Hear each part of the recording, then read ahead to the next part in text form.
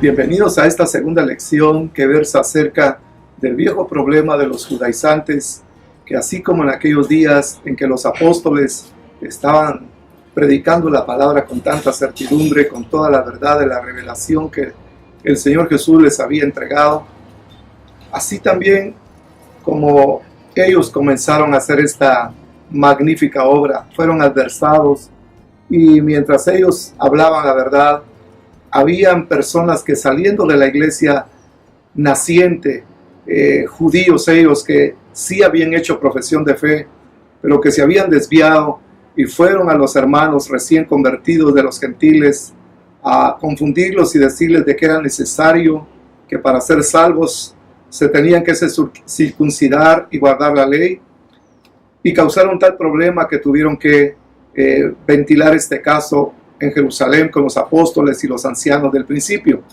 y quedó solventado ya este asunto porque decretaron los apóstoles que así como al Espíritu le había parecido bien, a ellos también, de no cargar a los gentiles que se venían convirtiendo al Señor con cargas de la ley, sino solamente de 4 cosas importantes, a saber, de la fornicación, de lo sacrificado a los ídolos, de sangre y de comer ahogado.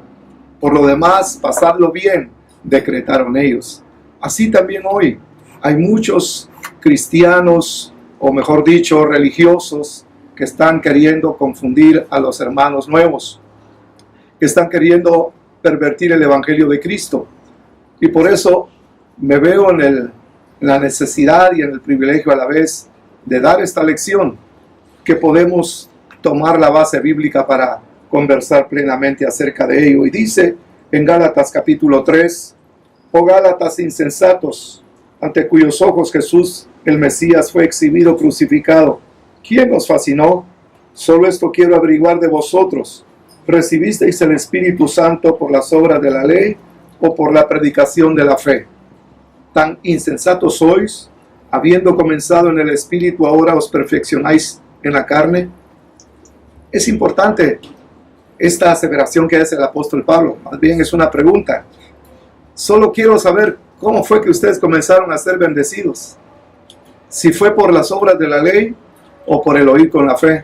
Definitivamente los hermanos, así como hoy la iglesia verdadera recibe la bendición del Espíritu Santo, la salvación de su alma y todo el ingreso al poder de Dios a través de la fe, de oír con fe y no por las obras de la ley. También hay otra porción muy interesante que desde el principio dice así, capítulo 1, versículo 6 de Gálatas: «Estoy maravillado que así tan pronto os hayáis alejado del que os llamó por gracia, por un evangelio diferente. No que haya otro, sino que hay algunos que os inquietan y quieren pervertir el evangelio del Mesías. Pero ni aun nosotros, un ángel del cielo, si proclamara un evangelio contrario al que os proclamamos, sea anatema. Como antes os hemos dicho, también ahora repetimos, si alguno os proclama otro evangelio contrario al que recibisteis, sea anatema». Y esto de anatema quiere decir debajo de maldición, expuesto a la maldición.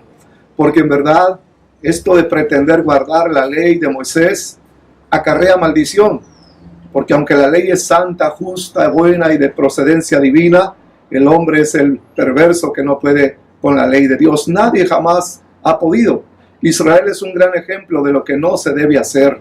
Apedrearon a los profetas, persiguieron y mataron a los que Dios les envió para hacerlos regresar a su voluntad, porque constantemente Israel se desviaba detrás de los ídolos de sus vecinos. Cuántas cosas no les dijo el Señor, madrugando desde temprano, a través de sus apóstoles, a través de sus profetas. Fue tanto así que tuvieron que ir a transmigraciones, a exilios como el de Babilonia.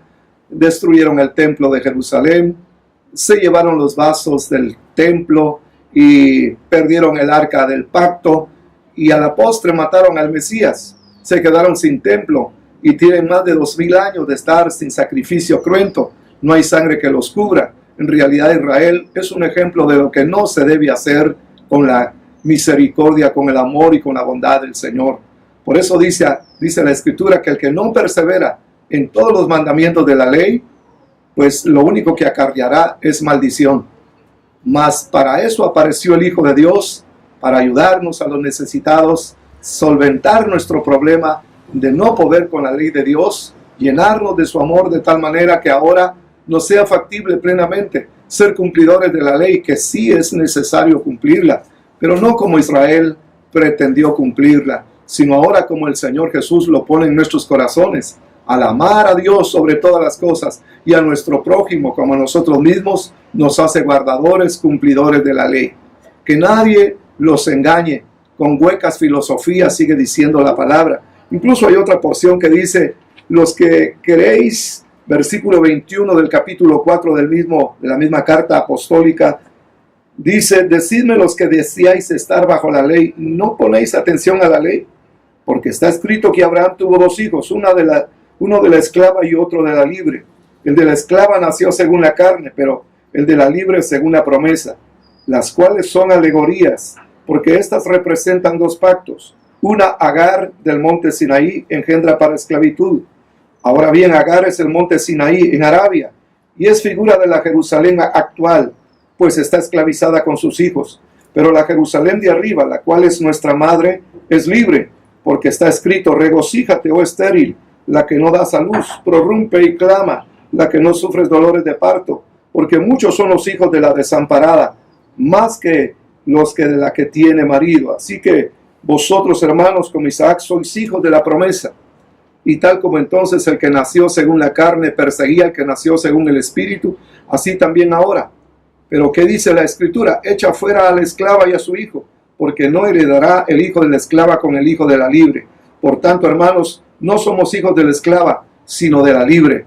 No permitas que estén manipulando tu fe, porque maldito todo aquel que no persevera en los mandamientos del Señor. Israel es el ejemplo, repetimos, de la inoperancia respecto a los mandamientos del Señor. Hoy lo que Dios quiere es que tengamos fe en su Hijo Jesucristo, el único Salvador de nuestras almas. Y la única manera de encontrarnos con su beneplácito es creer en su Hijo. Así seremos salvos y seremos engendrados como hijos del Dios viviente.